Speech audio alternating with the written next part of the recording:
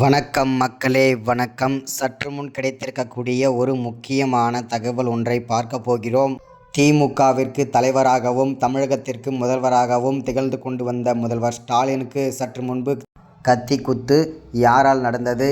ஆட்சி அதிரடியாக கழிச்சிருக்காங்க. இந்த வேலையை யார் செஞ்சது? இதற்கான காரணம் யார்? திமுகவோட ஆட்சி அதிரடியாக கழிச்சிருக்காங்க. இதற்கான காரணம் என்ன? அதை பற்றின முழுமையான தகவல் இந்த ஒரு வீடியோவில் பார்க்கலாம். அதற்கு முன்பு நமது சேனலுக்கு நீங்கள் புதிய பார்வையாளராக இருப்பதற்கு வாய்ப்புகள் நிறையவே இருக்கிறது. ஸோ முடிஞ்ச அளவுக்கு எல்லாரும் மறக்காமல் நமது சேனலை சப்ஸ்கிரைப் பண்ணிவிடுங்க. சப்ஸ்கிரைப் பண்ண உடனேயே பக்கத்திலே ஒரு பெல் பட்டன் வரும். அதை கிளிக் பண்ணி ஆல் என்ற ஆப்ஷனில் போட்டு வச்சுக்கோங்க. தொடர்ந்து நம்ம வீடியோ போட்டோம்னா உங்களுக்கு நோட்டிஃபிகேஷன் வந்துடும். அதை பார்த்து நீங்கள் தெரிஞ்சுக்கலாம். இன்றைக்கி என்ன அரசியல் நியூஸ், இன்றைக்கி என்ன அரசியல் அப்டேட்டுன்றதை தெளிவாகவும் துல்லியமாகவும் தெரிஞ்சுக்கலாம். அது மட்டும் இல்லாமல் எல்லாரும் லைக் பண்ணுங்கள். வீடியோவுக்கு ரொம்ப இம்பார்ட்டன்ட். ஒவ்வொருத்தருக்கும் ஷேர் பண்ணுங்கள், அது இன்னும் இம்பார்ட்டன்ட். ஓகே, வாங்க வீடியோக்குள்ளே போகலாம். சற்று முன்பு கிடைத்திருக்கக்கூடிய ஒரு முக்கியமான பரபரப்பான அதிர்ச்சிகரமான ஒரு சோகமான தகவல் அப்படின்னு கூட சொல்லலாம் திமுகவை பொறுத்த வரைக்கும்.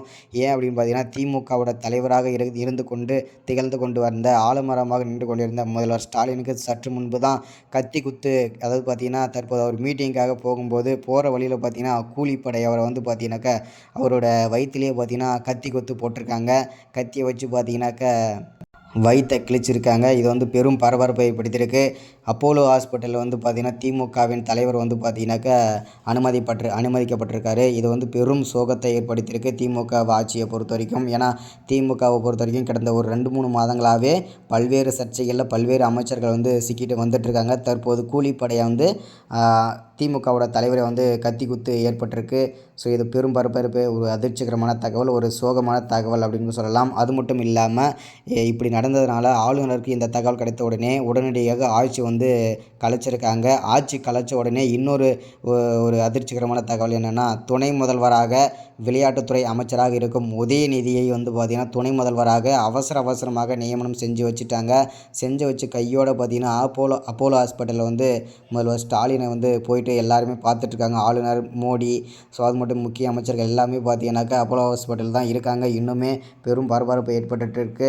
கத்தி குத்து வாங்கிய முதல்வர் ஸ்டாலின் தற்போது ஆட்சியை வந்து கழிச்சிட்டு உடனே பார்த்திங்கன்னா துணை முதல்வரை வந்து அவசரமாக நியமனம் செஞ்சு வச்சுருக்காரு ஆளுநர் அவர்கள். ஸோ இதனால் பெரும் பரபரப்பு ஏற்பட்டிருக்கு. இன்னும் திமுகவில் வந்து பெரும் பூகம்பம் வெடிக்கப் போகிறது. அதில் ஒன்றும் சந்தேகப்படுறதுக்கு எதுவுமே இல்லை, ஆச்சரியப்படுறதுக்கும் எதுவும் இல்லை. ஏன்னா வந்து திமுகவில் வந்து பார்த்திங்கன்னா மூத்த அமைச்சர்கள் மூத்த குடிமகள் இருக்கும்போது விளையாட்டுத்துறை அமைச்சருக்கு கொடுத்தது வந்து பெரும் பரபரப்பை ஏற்படுத்தியிருக்கு. ஸோ தொடர்ந்து நம்ம சேனலில் அடுத்தடுத்த வீடியோ தொடர்ந்து பார்க்கலாம். மறக்காமல் சப்ஸ்கிரைப், லைக், ஷேர் பண்ணுங்கள். Thank you, welcome.